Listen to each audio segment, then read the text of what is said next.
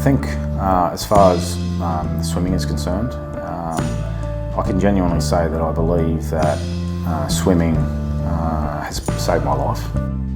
Meet Ben Clavel, a former New South Wales police officer and now English Channel swimmer living with post-traumatic stress disorder. He is today's guest on A Home in the Outback, a podcast about people living, working and creating in the far west of New South Wales. I'm your host, Catherine Waite. Ben joined the police force as a young adult.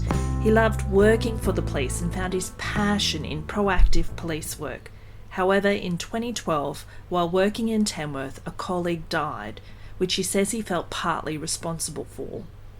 The incident propelled him to work harder and faster to arrest as many crooks as he could.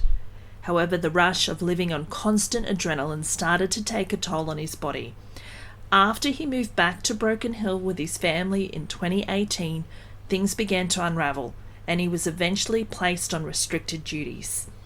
Ben says he felt a lot of pressure from management to return to the frontline, even though he didn't feel he was okay. He was eventually medically discharged in 2021, and Ben reached out to local Lifeline ambassador Brendan Cullen and began swimming as a way to help his mental and physical health. In 2023, Ben swam across the English Channel in a team of 6. Ben, thank you for your time this morning, and we're going to start off with where were you born? Thanks, Kath. I was born in France. I was born in Paris in 1978. My parents moved the family here in 1985 for a better life, really. And we moved to Sydney, then made our way in Australia and ended up living in a place called Scone, which is up in the Hunter Valley. And what made you join the police? I don't really know, to be honest with you. I think I'd been looking for something. So I remember opening the newspaper one morning, and on one side of the page was an ad for the army, and on the other side of the page was an ad for the police. And I thought, well, I could go either way here, but I don't know about the army. You're away from home all the time and all that kind of stuff, but I quite like the idea of discipline. So you do your time at the academy in Goulburn, and where did you get posted after Goulburn? Yeah, so I did my year at the academy, and then I got posted to City Central, which is the Day Street police station. It's right in the middle of Sydney. And what was those early years of policing like? What did you learn? It was awesome. I loved it. I sort of found my niche. I sort of found something that I was really good at and I really enjoyed. And the city was really vibrant. It still is, really vibrant. Friday, Saturday nights, a lot of stuff going on George Street and stuff like that. A lot of drugs, a lot of alcohol, related crime, robberies, assaults. It was just a hive of activity, and we had a great time. We had good groups of young cops where we all would work on a team together, became great mates, and would hang out after work, and just lived and breathed the job. I was single at the time. I was a young bloke just trying to find my way in life, and I just found the best job in the world. It was exciting, and I loved every second of it. So after your 3 years in Sydney, you decide to move to Broken Hill, and you're here for 5 years, and then you move to Somerton as a kind of a one-man station or lock-up keeper role. Yep. Talk to me about those years here in Broken Hill. What was it like policing in Broken Hill after coming from Sydney? Yeah, complete culture shock. So I had never been to Broken Hill. I didn't even know where Broken Hill was. At one stage, I actually thought Broken Hill was Burke, but then I soon realised that Broken Hill is actually a completely different place, and it's about 500 kilometres west, further from Burke. But I'd met my wife, and she was a teacher, and we weren't able to live together because she was teaching in Bathurst and I was working in Sydney. At one stage, we thought about moving to Newcastle as she'd managed to get a job there, but that just wasn't able to happen with my job. So the best way that we could make a life together was to come to the west, come out west. And they were advertising jobs in Broken Hill. And so we grabbed that and came out here. Honestly, it was probably the best decision we ever made. Broken Hill is an amazing town. It's a bit of a shock when you first drive in and you see a big mound of dirt in the middle of town, and you're in the middle of nowhere, if you will, and all the houses are made of tin. But it didn't take long for us to really get into the lifestyle. The actual policing side of it was really great as well. I remember walking into the police station and I met an old sergeant called Bob Denning, who's now retired. And I got talking to him about my love for proactive policing and things like that.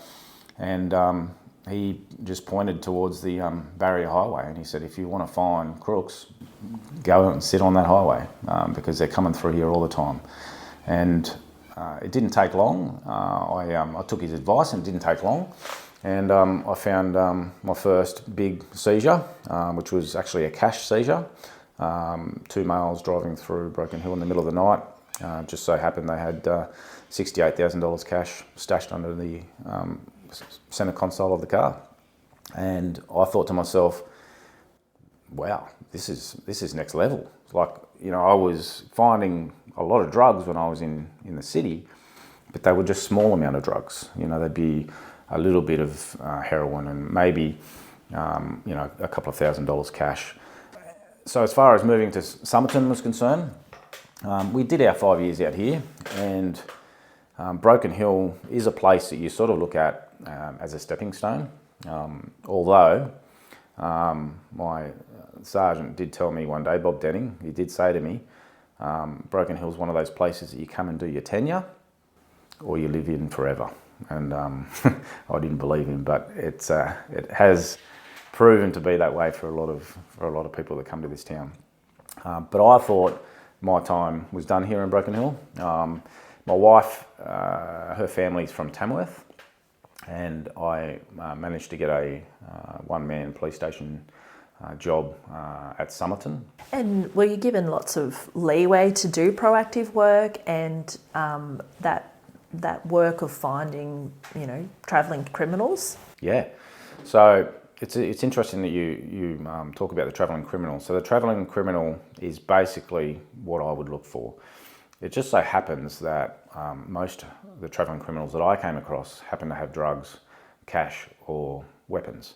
But a travelling criminal can be any form of criminal. It can be a criminal who has committed domestic violence offences or sexual offences or anything. So what I used to look for were specific indicators that pointed towards criminality. It didn't have to be a specific sort of crime, but these indicators are present in no matter what sort of crime someone is committing. And Somerton allowed me the ability to really hone my craft as far as that was concerned. Somerton was a one-man police station where it was halfway between Tamworth and Gunnedah, and I was the only police station in between.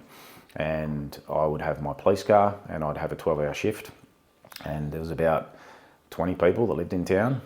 So I was able to really get out there and enforce traffic offences and travel to other towns like Manila and Barraba and places like that, and meet people along the way. And using the skills that I'd gained, every person that I interacted with, I would look at with this set of sort of ideas in mind that you need to be looking at things that are suspicious and that aren't right, because at some stage or another you're going to come across someone who's committing or is about to commit some sort of criminal offence, and you should be open to that and be able to identify that. What were some big finds? Firearms, pistols, ounces of powder. So as I said to you before, I was used to like what we call points and grams. So a gram is a fairly decent amount of drugs for something like heroin or something like that. So a drug user will usually use a point of a gram.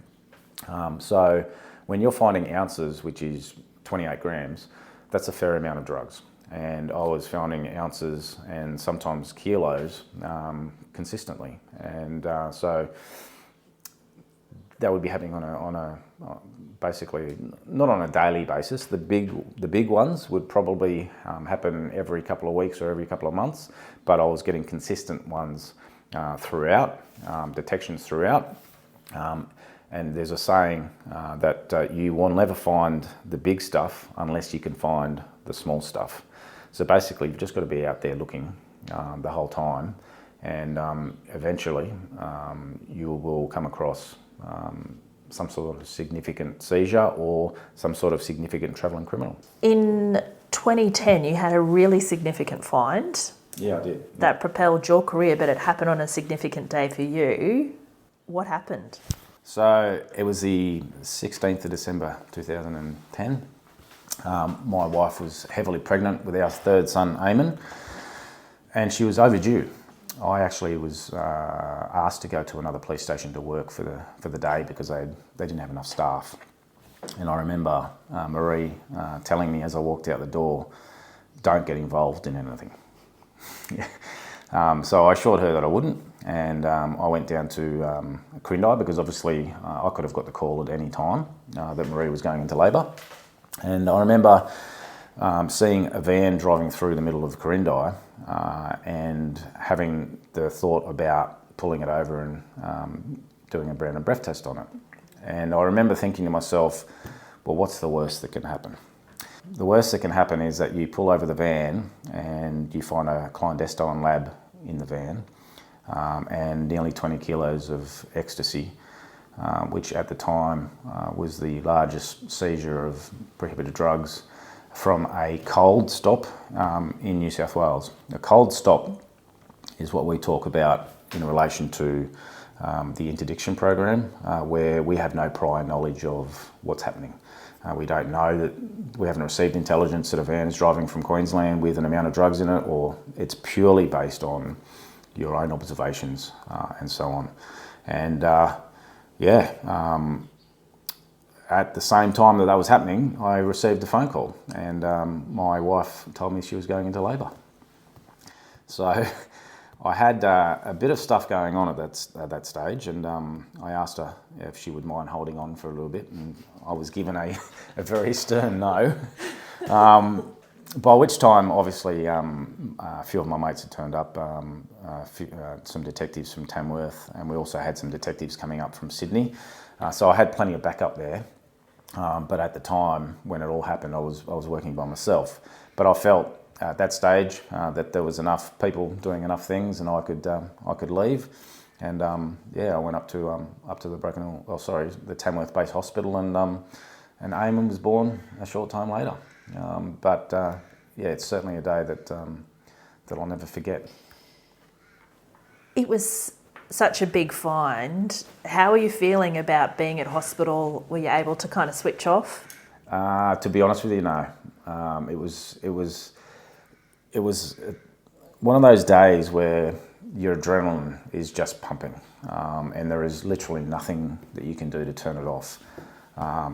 My son being born was the most amazing experience. I'll never forget that.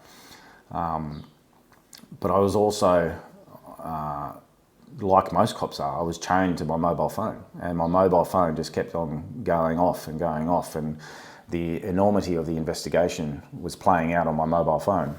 And no, I wasn't able to switch off. I was glued to the investigation, and that's part of being a cop. You're one minute you're at work, the next minute the most amazing event in your life happens, and then at the same time your job's still going ahead, and still it's still happening, and you are part of that, and it's very hard to differentiate yourself from that. So policing is a lifestyle. like it or not. And it's really hard to switch off. Really, really hard to switch off. So after this big find, what happened with your career? Did you get more opportunities to do drug work, training? Yeah, I did.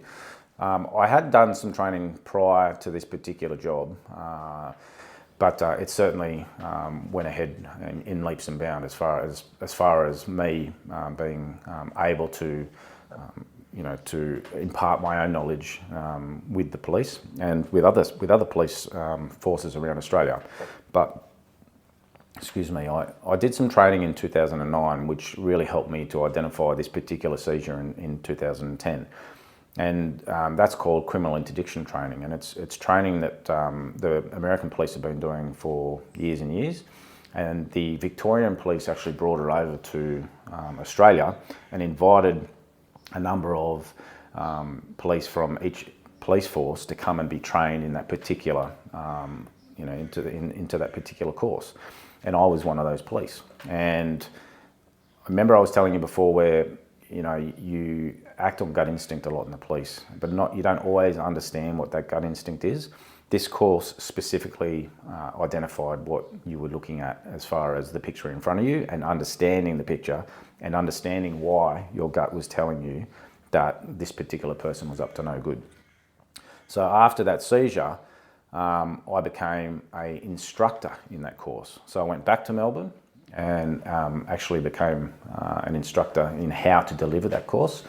And then I returned to New South Wales, and still my daytime job was still policing, but I would then also be sent to other police stations, to the Sydney Police Headquarters. I went to Queensland and went to Cairns, and I went to Brisbane and some regional centres, and trained Queensland police in the same skills. 2011, you'd moved to Tamworth, but there was a really awful incident that happened that affected you personally. Can you talk to me about that? Yeah. In 2012, I was a member of the Oxley Highway Patrol, and one of my colleagues was killed on duty, and it is something that will stay with me for the rest of my life. It's something that I carry some personal guilt about or over, and I believe that it's something that ultimately caused, or ultimately was associated with my declining health in the police. Do you want to elaborate a little bit on the guilt? Why you felt guilty? Without going into the details, Kath, I feel guilty because I feel partly responsible for what happened. Yeah. What happened as a result of your colleague's death to you? What did it propel you into? I remember thinking shortly after the incident that the crooks weren't going to win, and that if they thought that they'd seen enthusiastic policing from me, that they hadn't seen anything yet. And so I decided to turn the volume up as high as it would go and work as hard as I possibly could to do the job to the best of my ability, and arrest as many crooks as I could. Were you, when you say, turn the heat up, what did that look like? Basically, it just looked like working from sun up to sundown, and even working outside of hours. I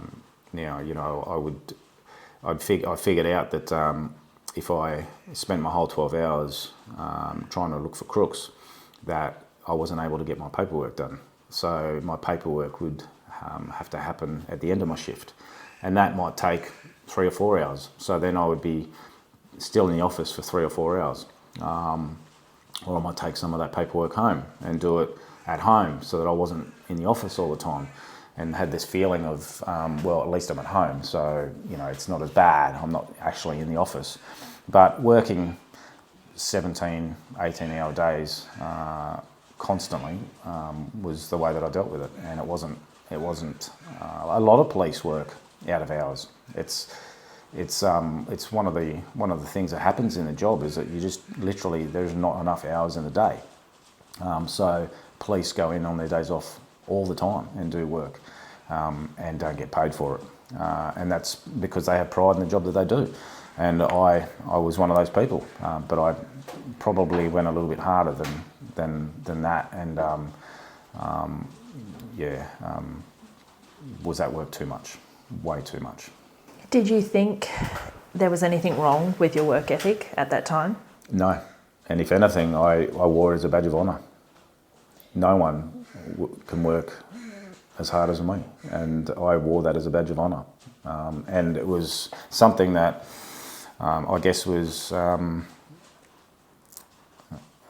appreciated. Look, I don't know if that's the right word, but was accepted by the police. And that the results were coming in, the paperwork was getting done, and I seemed to be happy doing it. So, it was accepted by the police. Things did start to go downhill for you, though. Yeah. When did you kind of start to notice, or what was, after Tamworth you left and you moved to Hay? Yeah, I did that for a number of reasons. I did that as a form of an escape. I needed to get out of Tamworth. As I said to you, that the incident had a big impact on me, and I felt like if I'd left Tamworth and went and had a fresh start somewhere else, that might help. But it's hard to sort of move sideways in the police, especially if you're trying to sort of justify that to your family. So I felt that the best way of being able to move on was to do my sergeant's exams and get a promotion, so that the whole thing would appear like I was moving up in my career and not just trying to escape. So yeah, that's the reason why I moved to Hay, because I'd got a promotion as a sergeant. And what was your work like in Hay? How hard were you working in Hay? Probably just as hard, but the opportunities in Hay, because of its location, presented themselves even more. So the Hay is on the Sturt Highway, and the Sturt Highway is an extremely well-known drug couriering route between the western states and the eastern states.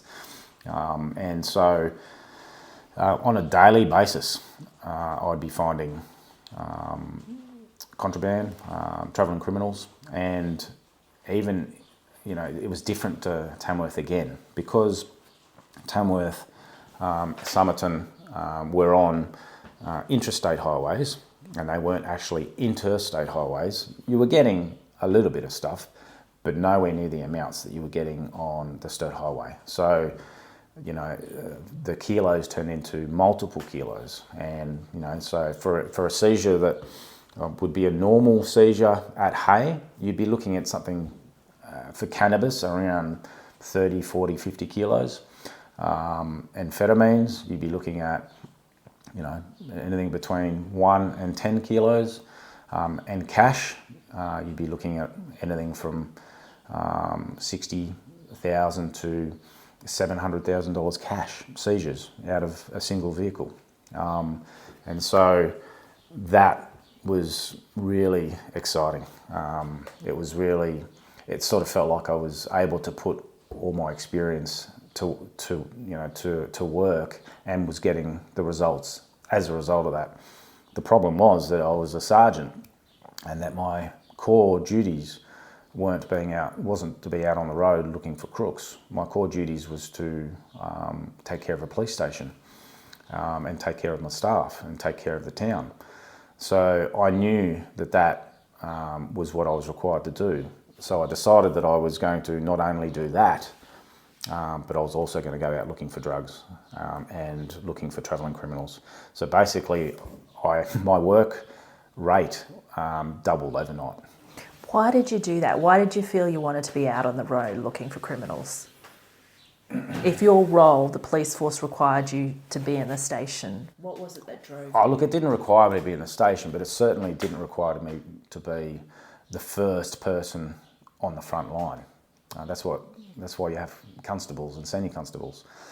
Kath, I think I was probably addicted to the feeling of the adrenaline that I got from identifying big crooks and, you know, big amounts of drugs and large amounts of cash. There is no better feeling than finding huge amounts of contraband and locking up really good crooks. That's what you dream of as a cop. And because of the skill set that I'd gained over the years and my ability to be able to find that kind of stuff, coupled with my work ethic and my love for the job, then yeah, it was a perfect storm, really. And, you know, that's a quality that members of the public love to hear, that you're out finding drugs and that you have that reward that you're getting. But it was more than that for you, right? It was dangerous. Yeah. Yeah, I got to the point where I wasn't able to make intelligent decisions. I think I was getting to that point where I was getting really unwell. And it's been explained to me that your brain sort of changes its chemical makeup when you get to that stage.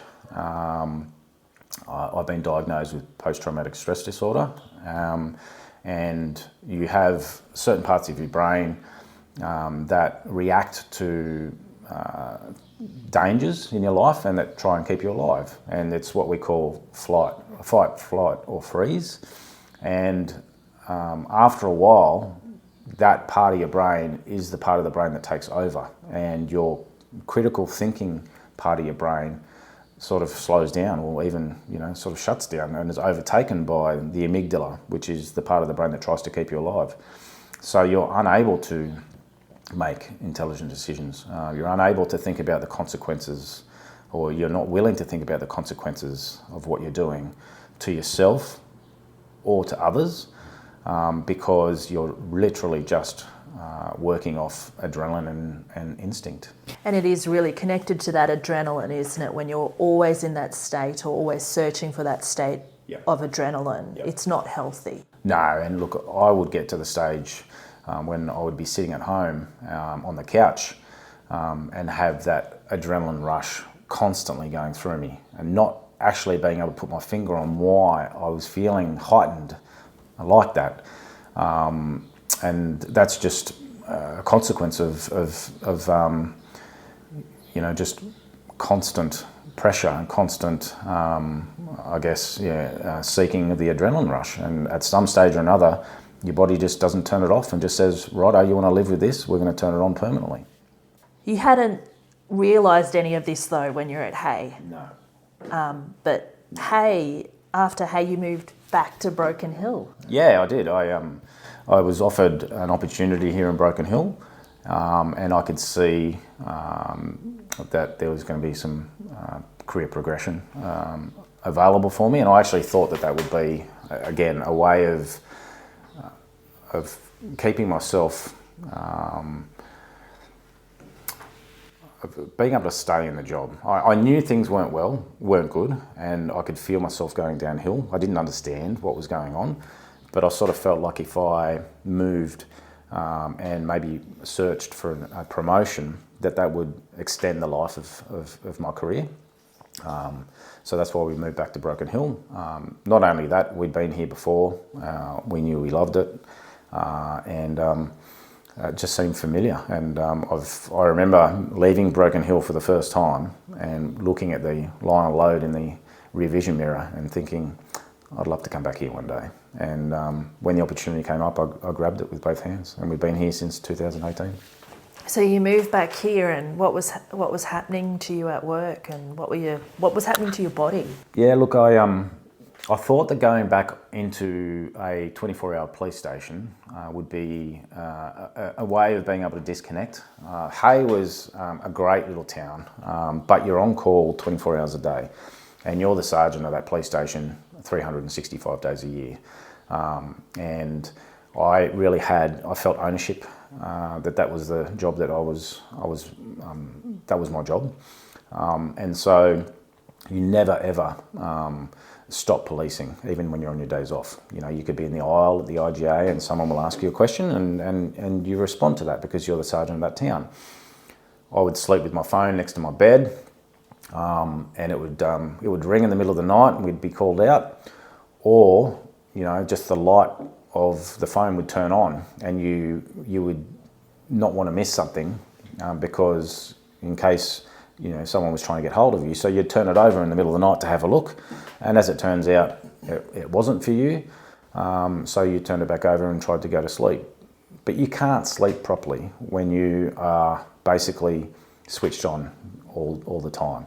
So I thought, okay, if I move back to a 24-hour police station where there's two distinct shifts, there's a night shift and there's a morning shift, that I could hand over the responsibilities of my shift to the oncoming shift, and that would make things easier for me at home, and that I wouldn't be as switched on, and that I would have more time, you know, to just be a normal person. But I was way too far gone for that, and there was no switching off. And again, I was probably supposed to be like an office type of sergeant, which is what's expected here in Broken Hill because there's so much stuff to do. But I was constantly out on the road. I was doing all my office work. I never ever didn't do what I was supposed to do, but I found myself craving being out on the road and finding crooks. And so moving here didn't help as far as that was concerned. And so my physical and my mental problems steadily got worse. But the main thing that I could really identify when I moved to Broken Hill was the physical stuff. So yes, when I was in Hay and before that when I was in Tamworth, I could tell that my mind wasn't right. You know, I'd have brain fog and not be able to actually think of stuff, not be able to prioritise, and I was no good at remembering anything. And that's still a major issue now, but it wasn't until I actually got here that my body started taking over. And I sort of feel like that's, you know, your subconscious or your body saying, you're not listening, there's something wrong. So we're now actually going to get involved and show you there's something wrong. I wasn't able to speak properly. I remember every time I'd get involved in a job and I had to use the radio, I wasn't able to use the radio. And I'd have to hand the radio to a friend, to my partner. The words weren't coming? Weren't coming out. I couldn't speak. Did anyone notice? I did everything that I could to make it not noticeable. So if I was driving around in a car by myself, I would take lots of deep breaths and then use the radio. But if I was in a crowd with other police, I would just hand the radio to someone else. I was physically shaking all the time, and I still have that now. I don't know, it's adrenaline, I don't know what it is. I had stomach problems. I remember one day I was at work and I went to the toilet and I looked down into the toilet and there was blood everywhere in the toilet.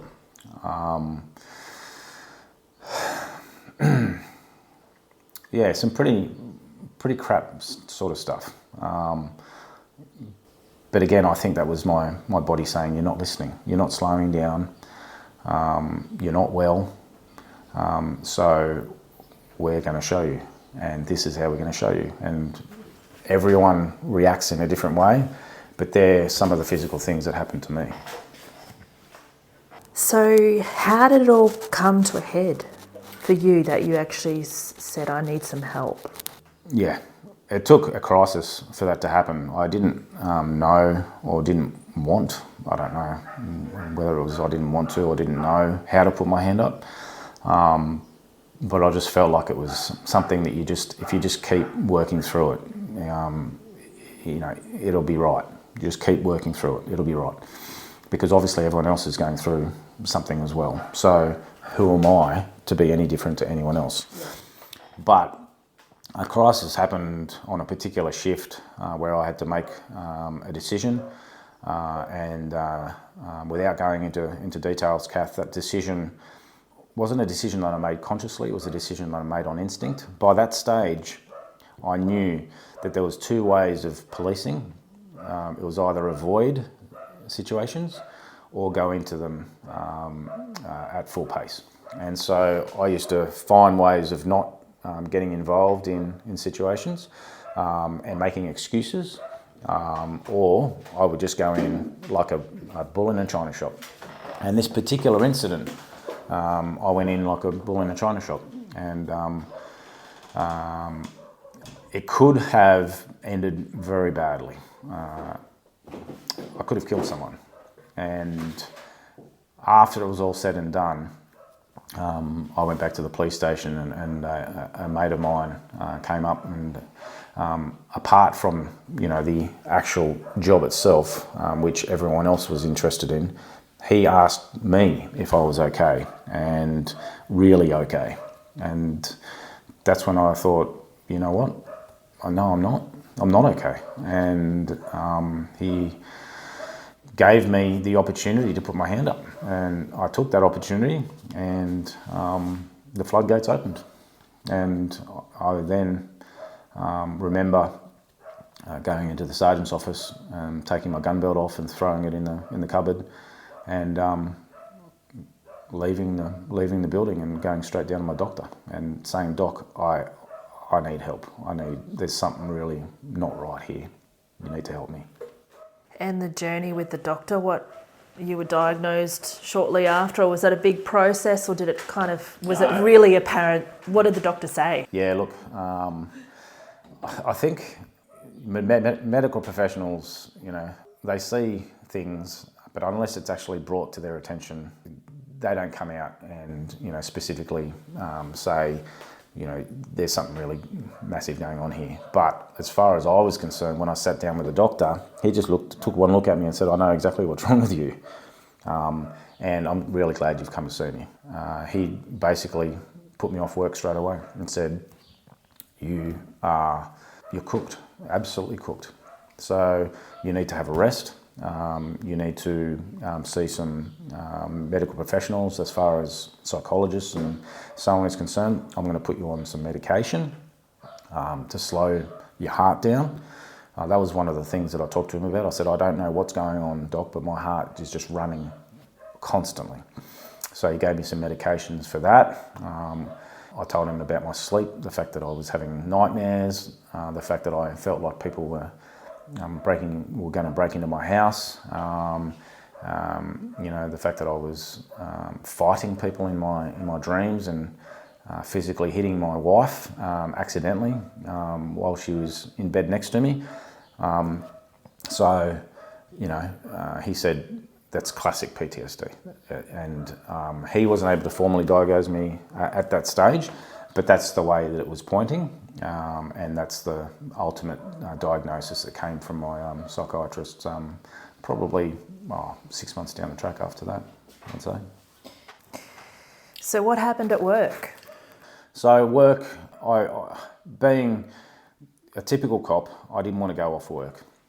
The first thing you want to do is try and get back to work. So that's what I did. I went back on what's called restricted duties, which are duties that don't involve frontline policing.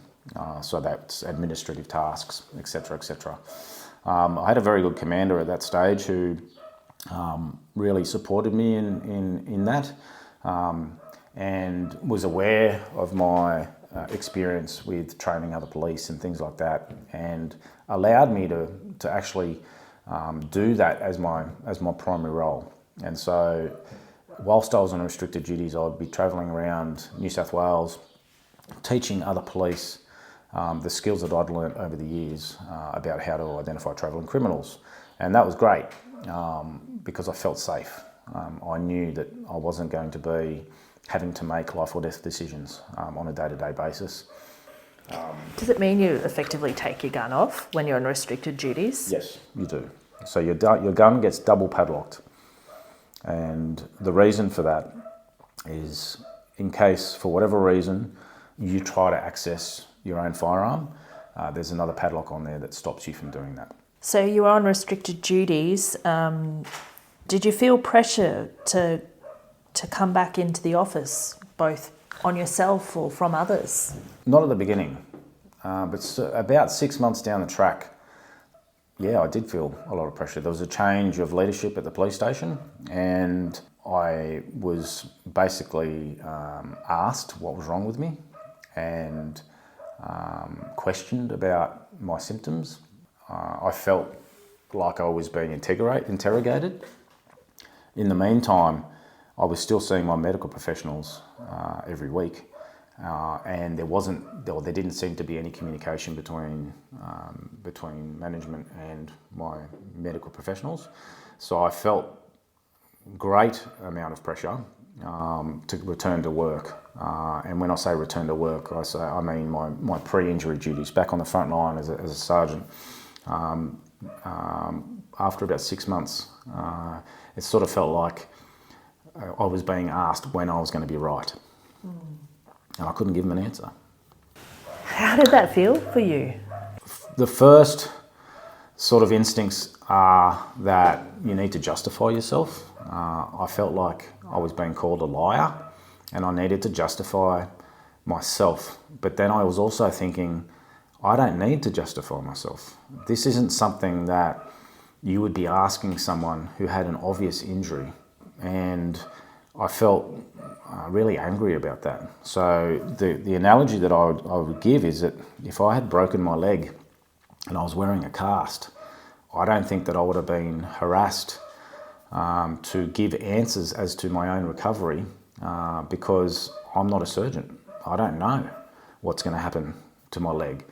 But I felt that because it was an invisible injury, I was being made to feel like I should have definitive answers as to when I would get better. And that not only that, there didn't seem to be a interaction between management and my medical professionals, unlike a physical injury. You would never ask an employee about their return to work if it was a broken leg. You'd be asking a surgeon how long it would take for that broken leg to heal.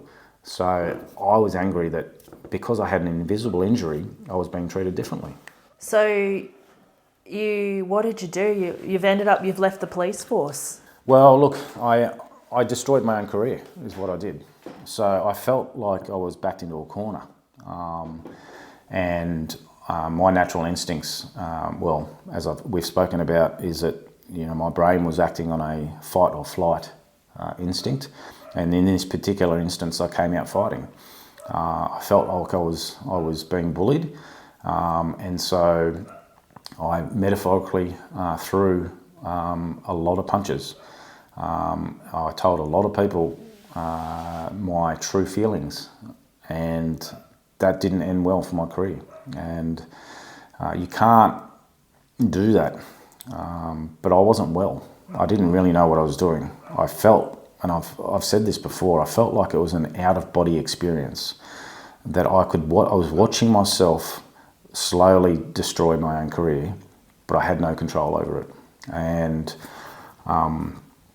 eventually, it was all brought to a head during a meeting with my superintendent, where it got pretty heated, and I left the office and went down to the doctor, and my doctor wrote a certificate indicating that I was not allowed or should not be going back into the workplace at all. So that was my last day of physical service, and then I retired officially medically unfit in July 2021.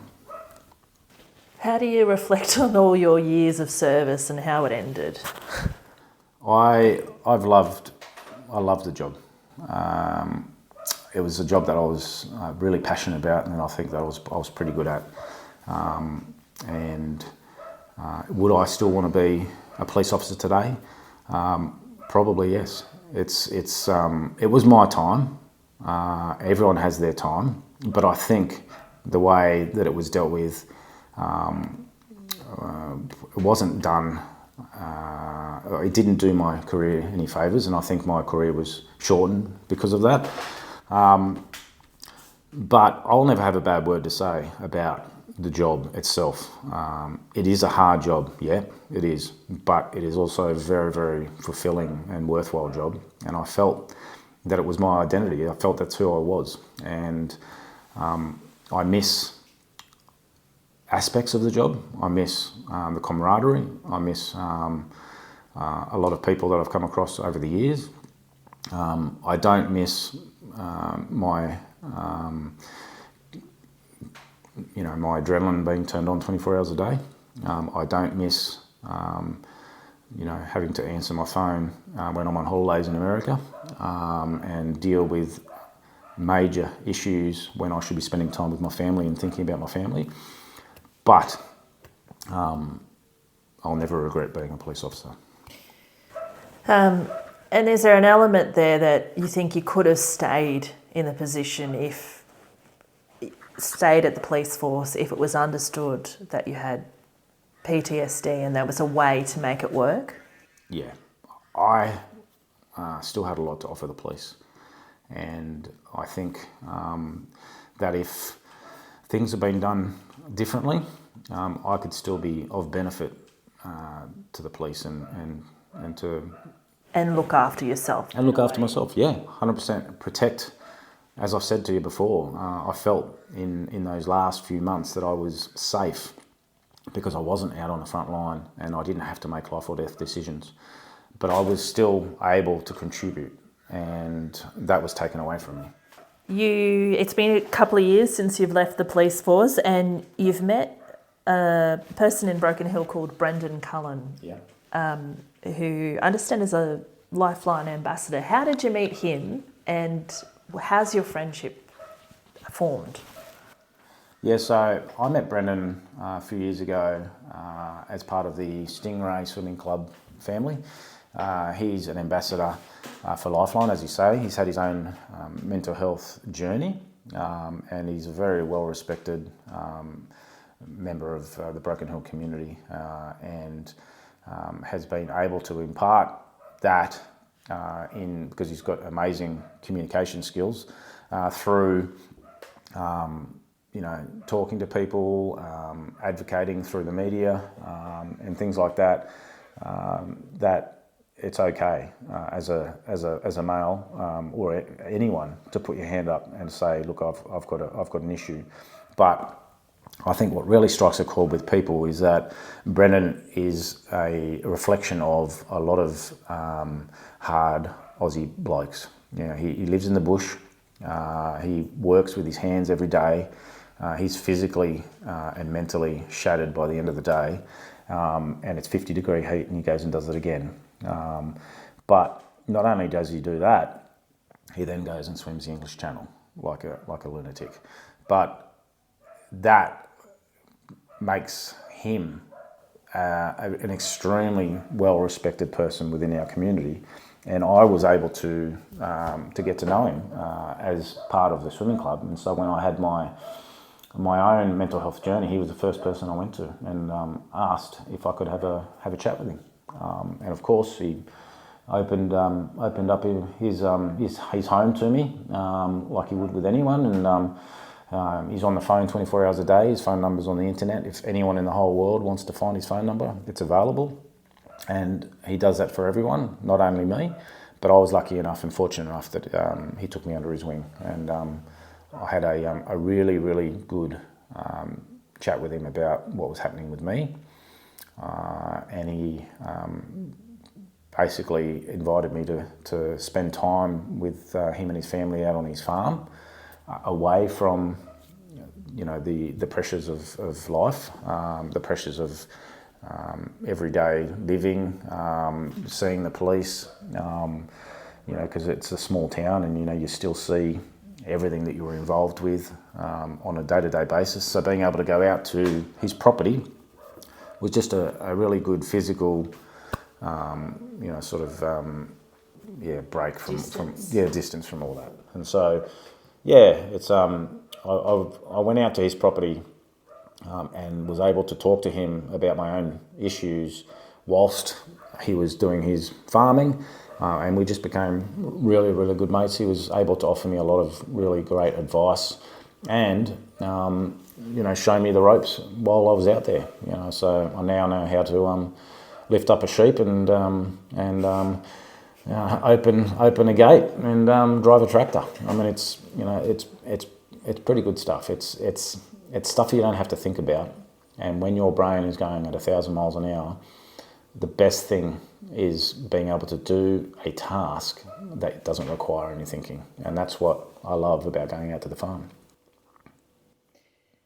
Brendan managed to convince you to swim the English Channel with him. Yeah, which I was amazed at myself. What's it like in the water?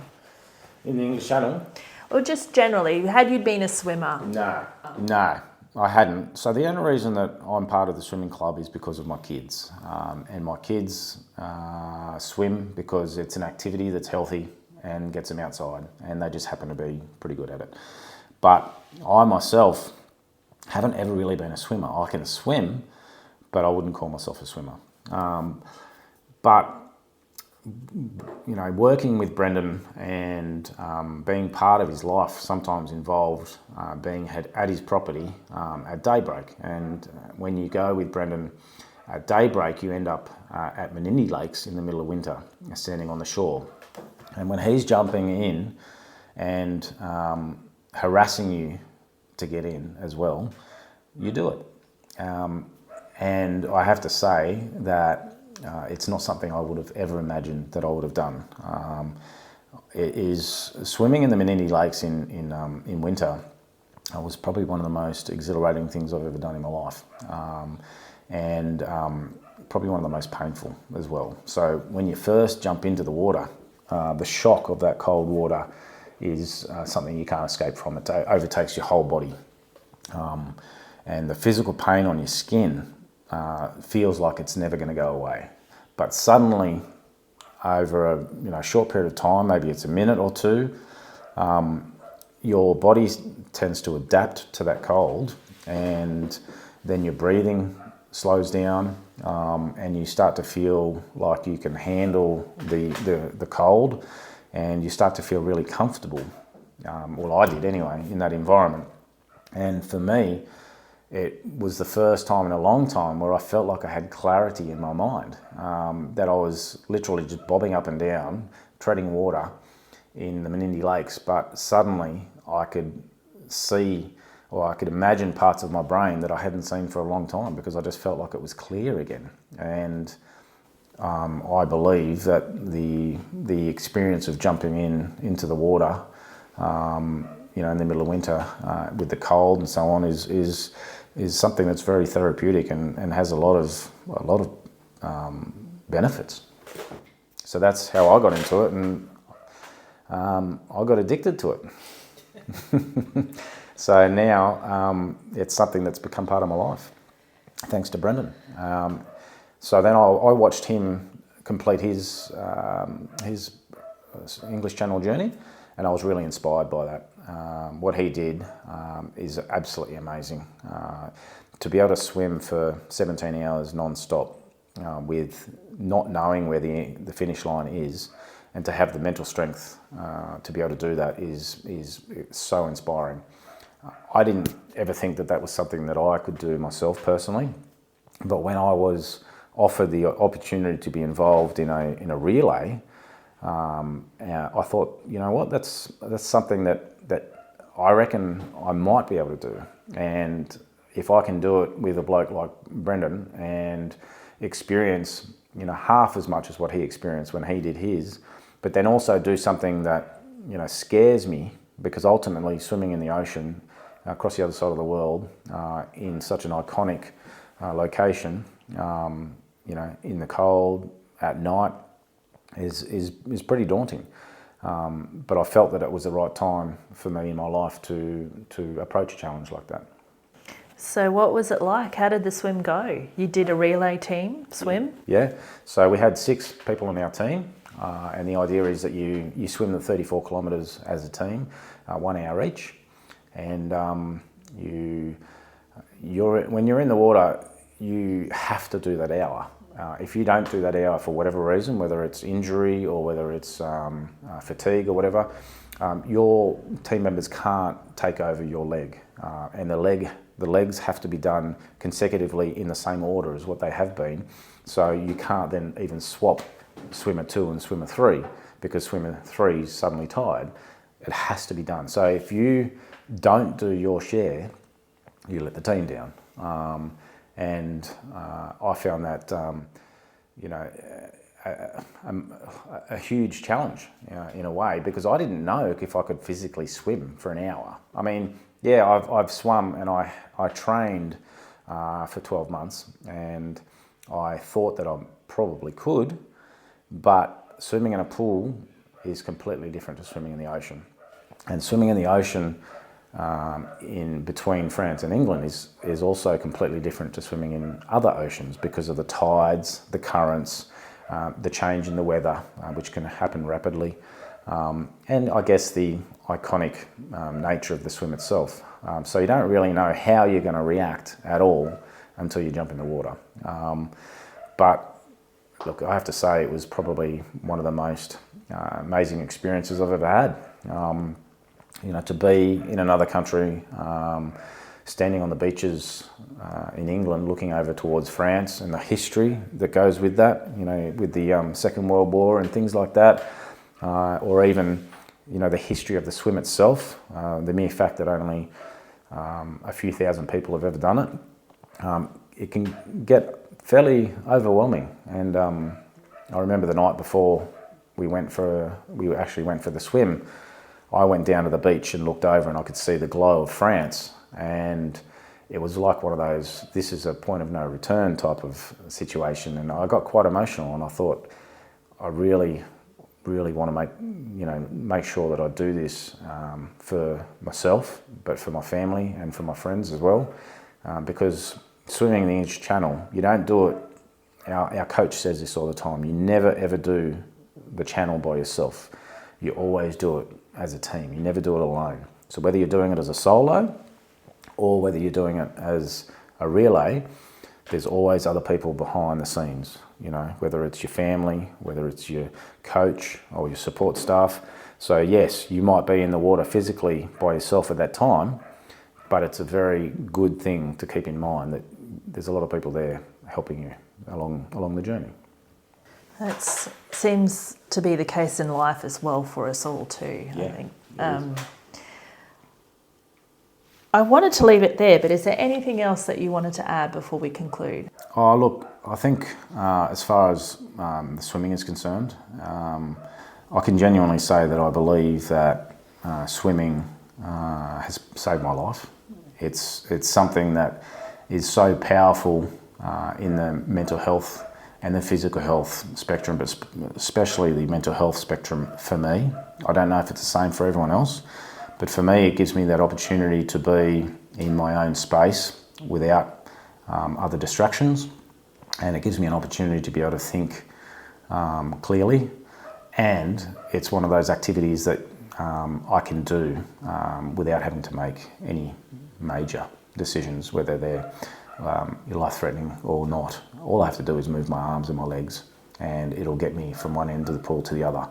And I find great comfort in that, and it's something that's been given to me as a gift, and it's something that I'll take with me for the rest of my life. And if anyone, ever considers jumping in the water just for their own personal reasons, I couldn't talk about it highly enough. Swimming is one of the major reasons why I am where I am today. I did think of another question that was, how's your health today? And what's life look like for you today? Yep. So PTSD is a permanent injury. It's something that will stay with you forever. It's something that you can certainly adjust to and hopefully improve in certain areas, but it's something that is not a quick fix. It's not something that can be fixed in 6 months. It's not something that some people ever get over. As far as my personal journey is concerned, I still struggle every day. I still have panic attacks every day. But what I have got now is I've got a great group of friends and people that are willing to support me in my journey and understand how that affects my everyday life and how that looks in the way that I behave or the way that I might come across sometimes. But I am very, very thankful for where I'm at in my life at the moment. I'm in what they call I'm stable. So that is sometimes the ultimate goal, is just to be stable, and I'm very thankful that that's where I'm at the moment. But things can change at any minute, and as you know from a conversation that we had the other day, little things can just tip you over the edge. And I had a bit of a rough couple of days last week, and it's taken me a while to get over. But generally in my life, I'm stable, and I'm extremely thankful, and I feel very fortunate because of that. Ben, thank you so much for sharing your story and the courage it's taken to open up about your life and your journey. I really appreciate it, and it's just been an absolute pleasure to talk to you today, so thank you so much. Thanks very much, Kath. I really appreciate the opportunity. Thank you. That was Ben Clavel, a former police officer living with post-traumatic stress disorder. If you or someone you know is a first responder and needs help, please contact Fortum Australia, a not-for-profit organisation which provides specialised mental health and wellbeing support to first responders and their families. For more information, head to fortumaustralia.org.au.